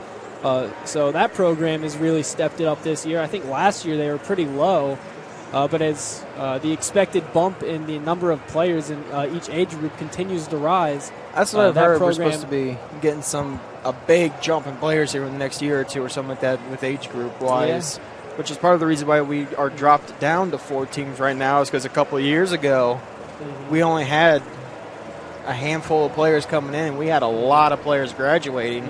So it was no longer feasible to hold 6 teams.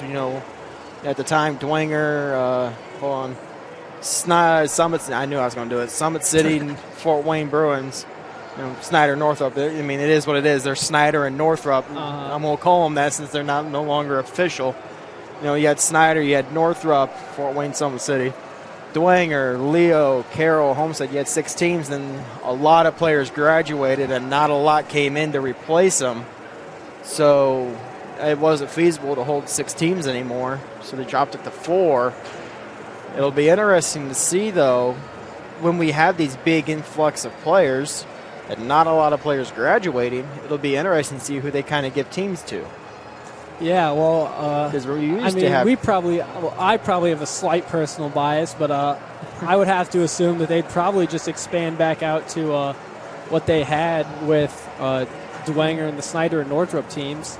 I don't know if they'd bring all of those teams back off the start. But I remember at the start, my friend Shane Alvarani, I'm pretty sure that name rings a bell to a lot of the locals, the broadcaster for the Comets. He started out in high school hockey. And I remember when I first did my game, he told me his very first game was a Snyder-Northrop game that he broadcasted. And he told me, there were teams from New Haven. Lures, I think, had a team back then. Mm-hmm. You had all these New Haven. And you had all these other teams that existed back then that no longer do. So you kind of wonder, where will the league expand to once we have that big group of players come in? Where is it going to go? Is it going to, are we going to see like a North Side team? Are we going to see, Concordia come into the mix? There's a lot of different areas that might come into the mix. It might go back to New Haven. It might go back to Lures. It might go back to Snyder and Northrop and Dwenger, like you said. Yeah, it'll definitely be interesting to see. Hopefully we do, in fact, get to that point or, maybe they just keep the Vipers and, elevate the Renegades to a varsity level team. I think that's also a potential option.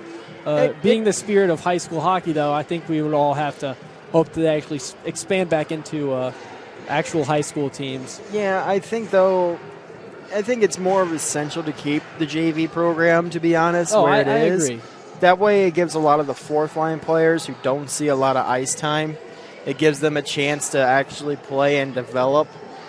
Because I've seen, when I played in the JV program, there were a lot of kids there who probably saw a minute of the ice every 3 games, if that. And then they came to the JV program games, and they were thrilled to actually be on the ice for an actual shift. Mm-hmm.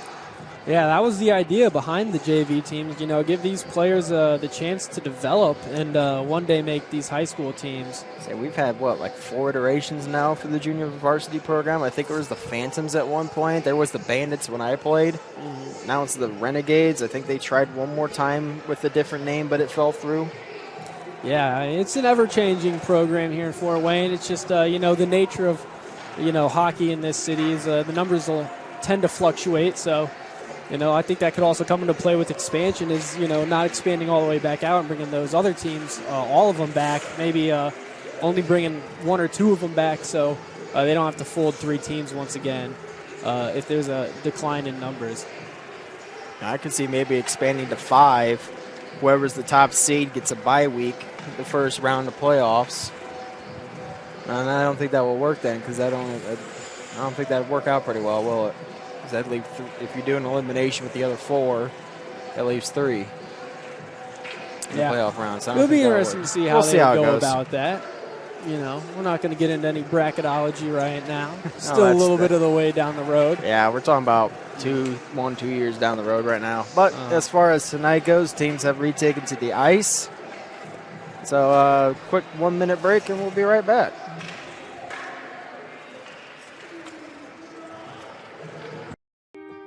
This is an invitation to join a movement propelled by people who care and members who have a share in the place they bank. Good morning, Sam. So when you have the chance to get your first home loan, an expert will guide you every step of the way. Or when it's time to buy your new car, you'll be treated like more than just a credit score. Good news, ProFed can get you that payment. This is an invitation to a place where simply belonging can help enrich your whole community. ProFed Credit Union. You're invited. I was once a Southside kid who was led on a journey by high school football. A journey that taught me discipline, toughness, and the skills that made me a success. As a businessman with a CPA license who owns his own firm, I still use the building blocks of high school sports in my everyday life. Someday sports will end no matter what level you reach, but you will be left with the skills to compete in the next game, the game of life. What? Okay. All right, welcome back to the Parkview Sport 1 Ice House. Third period action about to get underway with the Spartans still leading 2-1. Tie up for the draw. Park with Leo. Bats it over to Reichert. He'll send it into the zone. Ray. Batted down by Johnson. Eisenbarger feeds it across in front. Doesn't find a Homestead stick. Nicole keeps it alive. Bats it in. Tipped by Eisenbarger. Still goes wide right. Eisenbarger meets it back up in the corner. Schilb has that's Siebert, I believe, for Leo. Now Reichert takes a second to handle it. Shot is blocked by Robinson. Park has it and battles for it for Leo. He'll lose it as it goes down below the net where Ray has it. Tries to go back up to Park, and it's going to get stuck in the netting with 45 seconds gone in the third period. All Brandon, right, what are we thinking Leo's going to have to do here? How quick are we thinking they want to score a goal here to get this one evened up? Well, I'm currently thinking of something completely different right now. My mind's been blown because I've been messing up a name for 2 years now, and I didn't even notice it. But Leo, they just got to – all they got to do is keep the pressure that they did at the end of the second period. And they should be pretty good. They might get another chance. They just got to keep up the pressure and the style of play they had at the end of the second. All right, well, here's Leo starting it ahead. It's taken over by Doherty. Played across into the middle of the ice by Carter. Now Asialis has it for Homestead. Jeanette in the corner, back to Asiala. Homestead slows it down, looking to get something started here. And Asiala will bring it up the right wing. Gains the zone with numbers. Shot is off the blocker of Morrell. Elkins for Homestead now sends it into the corner. Dakota Carter sends it up, and it almost, I think, hits the referee. Hard to tell from our angle, but it's kept alive in the Leo zone by Homestead. Puck comes to Fiedler. It's taken over by Elkins. He sends it back around in the other corner where Leo has it. That's Davis who loses control there. Now Redmond chips it ahead. Henry Doherty is there on the scene and keeps it for Homestead. Dumps it in where Wolf is back for Leo. Takes a second and sends it up to nobody on his team. That's Elkins for Homestead. Elkins has it again now. Tries to fight for it down low with Carter. 3 Leo jerseys around, but it comes out to Jeanette. He goes across for Asiala, walks down, shoots. Traffic in front, doesn't find anybody. But Redmond can't quite clear it. Score, Nicole! After Redmond couldn't quite clear it out, Nicole had plenty of traffic in front. Morrell never even saw it until it was behind him. Nicole just trying to throw one on net. You never know what happens. And now Homestead back in front by 2 with 12:47 to go in the third. Let's get a look at that on our replay if we can.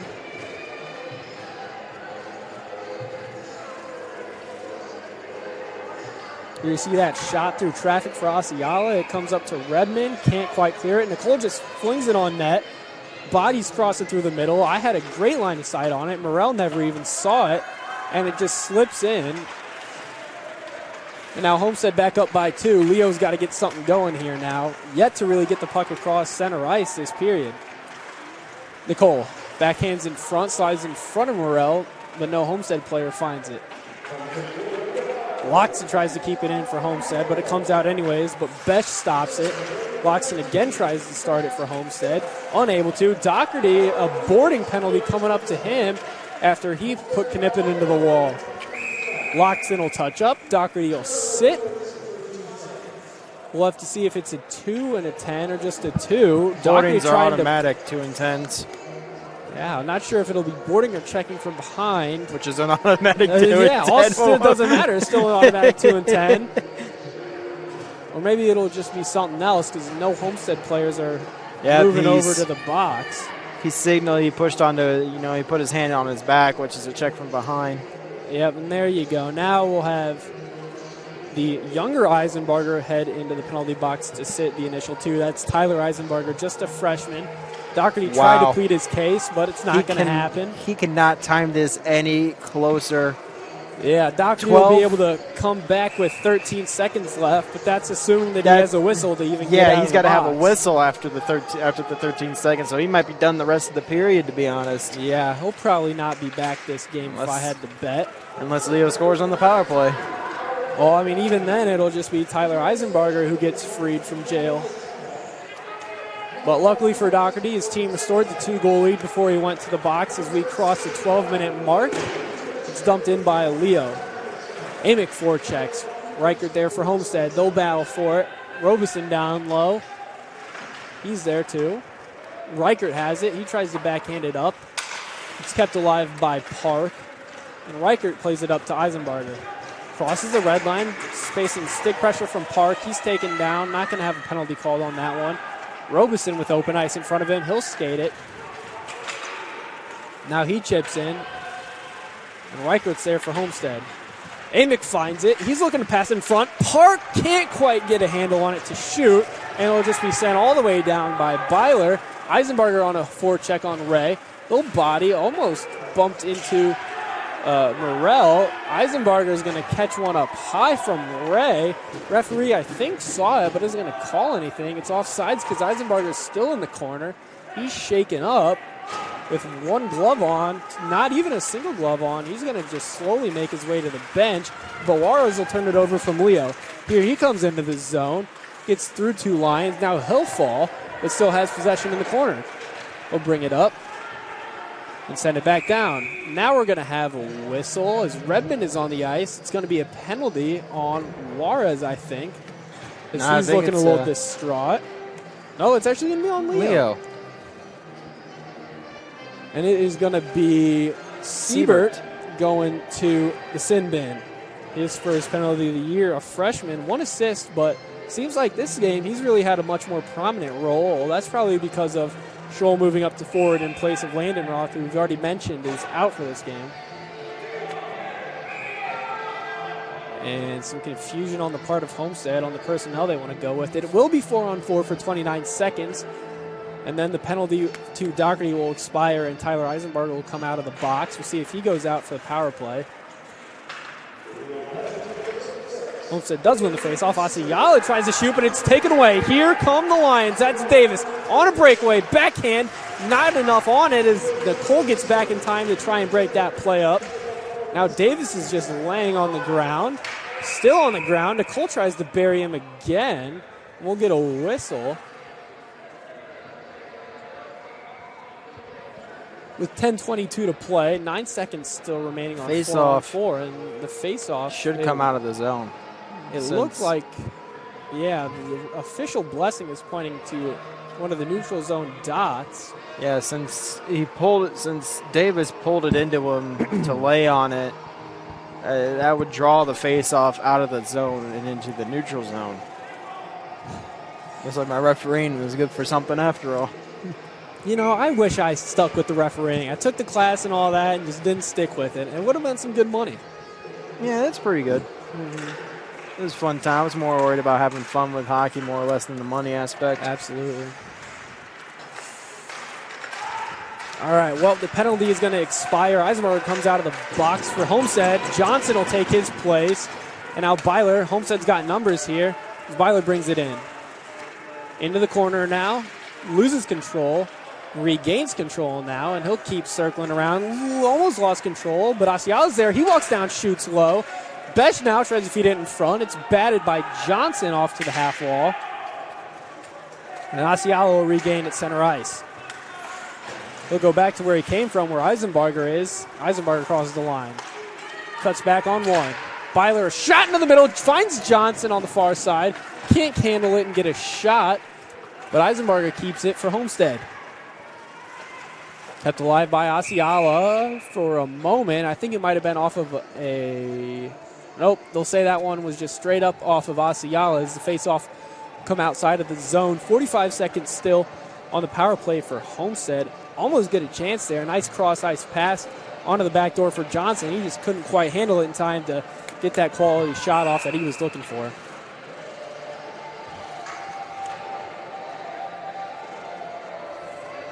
Juarez and Robinson in the draw for their respective teams. It's a tie-up. They keep battling for it. It's just sitting there. It's under the shin pad of Wolf, but Robinson has it. Looking up ice. Looks for a sauce. Doesn't find it. And rather than potentially lose it right in front of the slot, he'll just send it down for Reichert. And now Homestead will get their chance. Reichert with open ice brings it forward. Off the stick of Jeanette. It was behind him, so he couldn't handle it. Goes to Ray, who will send it back down. And there's about 15 seconds left on the power play for Homestead. Copeland trying to distract Robinson a little bit. Juarez in middle, center of the ice. Drops it for Jeanette. Cross ice, it's deflected in the corner by Elkins. The penalty is set to expire in 1 second. Ray blocks the shot from Homestead.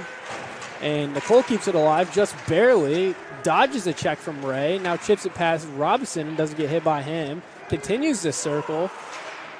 He's pushed by Ray, but it's Elkins in front. Tries to feed it for Juarez, broken up by Leo. And they'll clear it all the way down. It will not be an icing, and Copeland's going to come and stop it for his teammate Reichert. Reichert saw Park trying to close on him, so he starts it the other way. It doesn't matter. Knippen takes over at center and brings it into the zone. Grebben for Leo.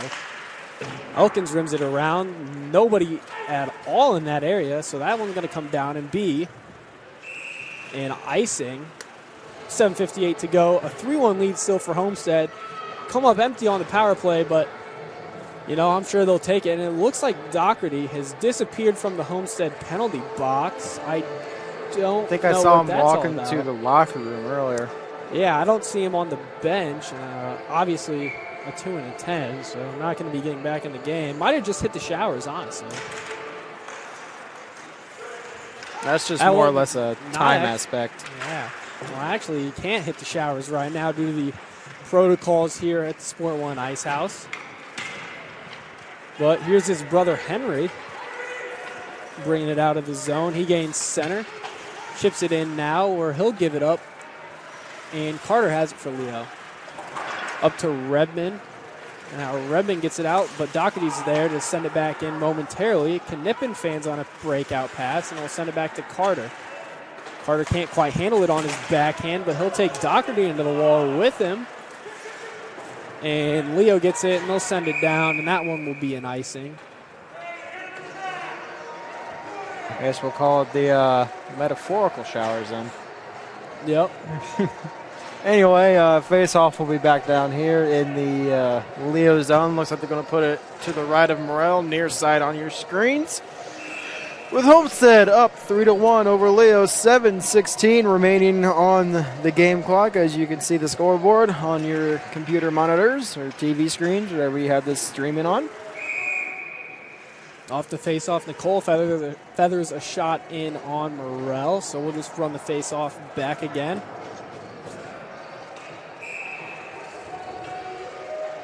I believe that's Brimner and Roth in the face-offs. Hard to kind of see some of these Leo numbers through the safety netting. Besh for Homestead. Ray tries to body him off, and Besh loses it. Homestead still has it. Fix rips straight into a Leo defenseman.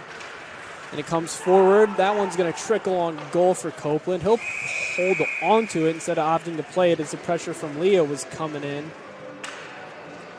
After Fix had that rocket shot that hit Siebert. Which I hope I'm saying right. But I guess time will tell. I guess we'll find out eventually. Maybe someone can tell us. Hey, at least you were somewhat right. I've been calling him Robinson with an N for 2-3 years now. Him and his brother. I've been messing that up, like I said, for 2 years. I didn't even know it. Yeah, that's a tough situation, but we won't talk about it. Of course, Robinson's dad, Mike, is the head coach for the Lions. Robinson has it now, and he'll backhand it into his own bench. Sent D-Ray scrambling a little bit. Yep. Former Fort Wayne Common, I think D-Ray was. Yeah, Derek, of course. A well-known coach here in the Fort Wayne area has probably at one point or another worked with just about every single player that is in high school hockey, or at least probably could have said that 2 years ago. Maybe not as much now, as he's been focusing probably more on Leo since Parker joined the team a few years back. Son Preston, of course, played for Leo and was a standout player for them. I don't know, maybe 4 or 5 years, 6 years ago by now, maybe. I think he graduated the year before I started playing, which would have been 6 years ago by now. I think Preston was even before then, because I don't think he was there when I played. I think he might have been a year or two before me. Honestly. And I played in 14, 15. Jeez. All right, Juarez at center ice. Amick takes over, but Homestead has it again. Henry Doherty off the wall. Wolf sends it back in for Leo. Park is offsides. And we'll have a face-off with 6:09 to play. And time is not on the side of Leo right now. Still enough time to score 2 goals and tie this one up. But at the rate they're going, it's not going their way right now. They haven't had a whole lot of pressure here in the third period. Especially since the tripping penalty that was handed out earlier, they've kind of lost the momentum that they had when that happened. Oh, well, wait a minute here. Yeah, Davis almost had a chance there for a second. Now Redmond, after picking up his stick, controls it in the corner. Asiala fighting above his size here against the bigger Redmond. And Homestead comes away with it. Johnson backhands it. If Byler can hurry, he can get to it, but Morrell will come out and meet him. We're going to have a whistle for something. The linesman over on this side of the ice motioning something is washed out. It would have been an icing had Morrell not played it, I believe. And they're going to have a little bit of a discussion about it. Probably going to... Putting the face-off inside of the Leo zone. Yeah, that's what I would have to imagine. Referee just explaining the situation to Redmond. Kohlmeier's talking to the Leo coaching staff on what was wrong. Yep, well, with 5:42, we'll resume play. The discussion's still ongoing with Kohlmeier, and now the referee will have to blow that play dead.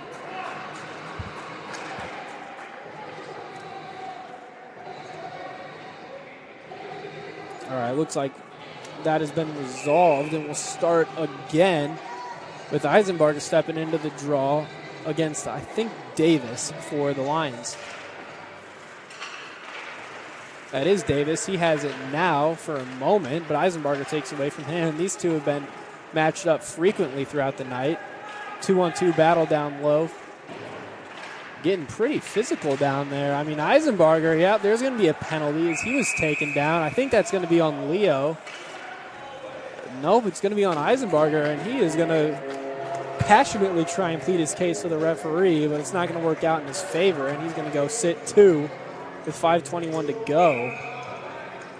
Someone called a timeout, probably Leo, to draw up something here for a power play at this critical point in the game. So we will step aside for 30 seconds if we have an ad of that length. This is Indiana High School Hockey on SummitCitySports.com.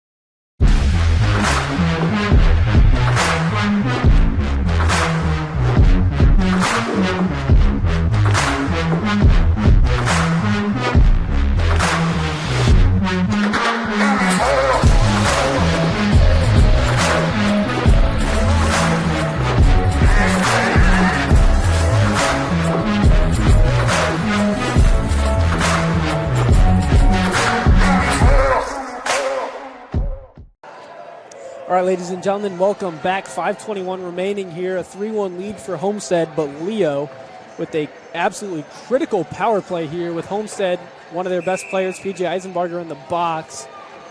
If Leo's going to score, this is probably the time to do it. Took the timeout to mull things over and decide how they wanted to operate, just emphasize a few things. Now they'll get the chance to start the breakout with Ray bringing it forward. Goes around Juarez. Cross ice for Park. And Leo's in the zone. Into the middle of the Robinson. And it's taken away by Homestead and cleared down the ice by Reichert. Good idea trying to get the puck into the middle of the Robinson. Problem is he was just surrounded by at least 3 Homestead players, I think. Robinson has it now. Juarez just doesn't allow him to get into the zone. Jeanette meets the puck at the blue line. They'll send it back down again. With a minute 15 to go in the power play, Leo is yet to really get anything set up. Doesn't look like they really know what they're doing on this breakout, but they'll get it to Amick, and it's taken away immediately by Nicole. He's got it across center. The puck is rolling, so he doesn't get a good shot on it to send it down. Leo a little bit out of sorts, it seems like, here, as they have really not got anything going on. Now the second unit will start to come out. Now here's Ray taken for Davis, 4-on-2 for Leo. Drop to Redmond, a shot is off the blocker of Copeland. Now Park can't quite get to it. Robinson, that's Davis actually, that just shoots it at the net. It's off of Juarez trying to clear. Now it is cleared by Besh. And 30 seconds, not even, are still remaining on the power play for Leo. And they've really had one quality shot, but that was quite the hammer there dropped by Redmond.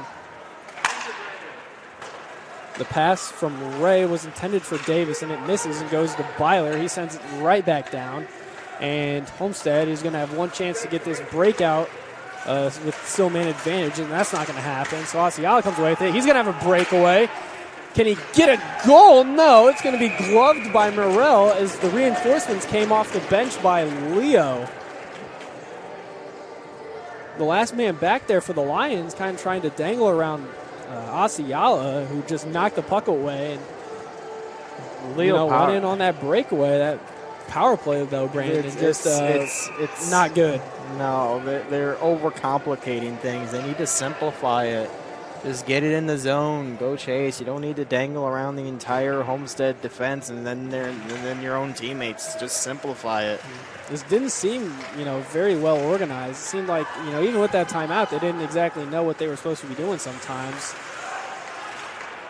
Henry Doherty's pass is intercepted by Knippen at the red line. They're not offsides, but barely so. It's still in the zone. Schilb tries to get around Doherty, but Doherty takes it over. Johnson clears, and he's going to hustle, turn on the Jets on Wolf. Johnson's going to get to it first. Brimner now in the corner for Homestead against Roth. Tries to feed it in front. Homestead with it. Asiala comes and meets it. Shoots off the back of Eisenbarger. Tyler Eisenbarger, that is. The freshman. Now Asiala. 2.5 to play here in the game. Tyler Eisenbarger can't handle that puck off the wall from Asiala. And Robinson tries to get it deep for Leo. He's got it now. Tries to turn up and is bodied in the wall by Asiala. Brimner tries to clear, but Amick breaks that up. Brimner has it still now. Juarez gains center. He's taken down by Park. There is going to be a penalty, and that is just that's actually going to be on Homestead. Nope, it's Park. Looked like a little bit of a later call there. I mean, the goalie touched it and they didn't blow the whistle, but hey, what do I know? So I think it's more or less. Go ahead. I think it's more or less just dealing with what the ref considers total possession. All right, well, nonetheless, once they gain total possession, it's Park going into the box for Leo, and that one is significantly going to hurt their chances. I mean, when Park comes out of the box, assuming Homestead doesn't score, there's going to be just 7 seconds left on the game clock. And a chance for Juarez. Morel turns aside right in front. Great A chance there for Homestead. Clearing attempt is initially blocked. Now it's blocked again by Reichert. Juarez in the corner, tries to go in front. It battles around. Elkins! A fluttering puck is turned aside by Morel and sent out to Reichert. Down low for Jeanette. Across for Juarez. That's a beautiful tip, a beautiful goal. And Homestead scores on the power play 28 seconds in to get a 4-1 lead. 1:38 to go. And that one is probably going to seal this game for the Spartans. Just an inopportune time to get the penalty there by Park. Homestead really not wasting much time at all. And they lead by 3. Prime example of simplified power play, getting stuff to the net. Absolutely, and Juarez a great job there to present his stick for that pass. Nice little tip there. I think that's the second time he's done that this year, and it's just beautiful every single time. Ooh, Fix comes out trying to throw some body on a Leo player. That was 22, Serafini.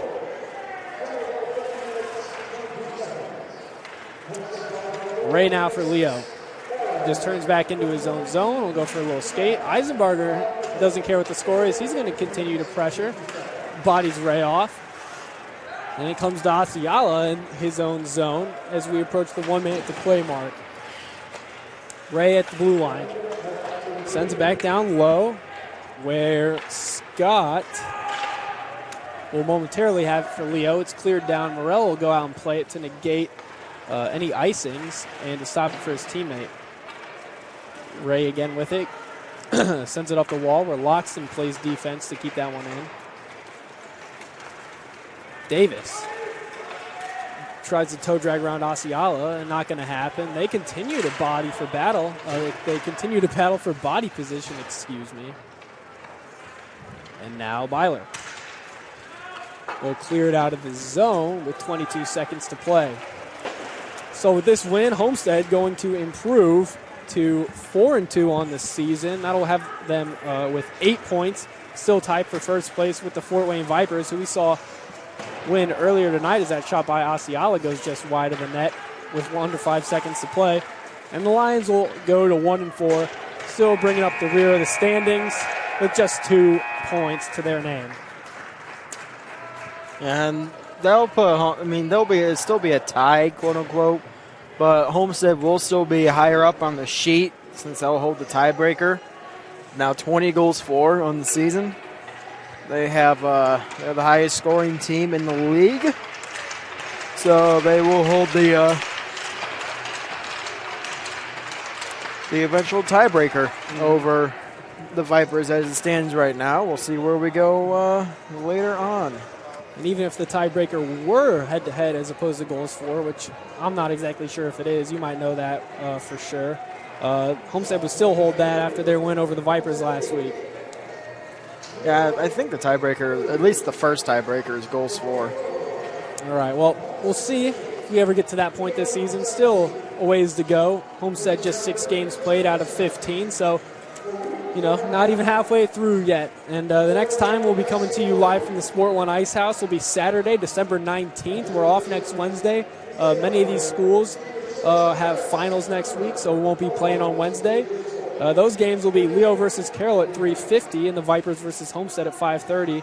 Not sure if we'll be bringing both of those games to you or not, given that they're on separate rinks with overlapping times. But we hope to bring both of those to you. We'll bring at least one of those to you. But that'll do it for us here tonight. Again, that's a Homestead win, 4-1 over Leo. This has been Indiana High School Hockey on SummitCitySports.com.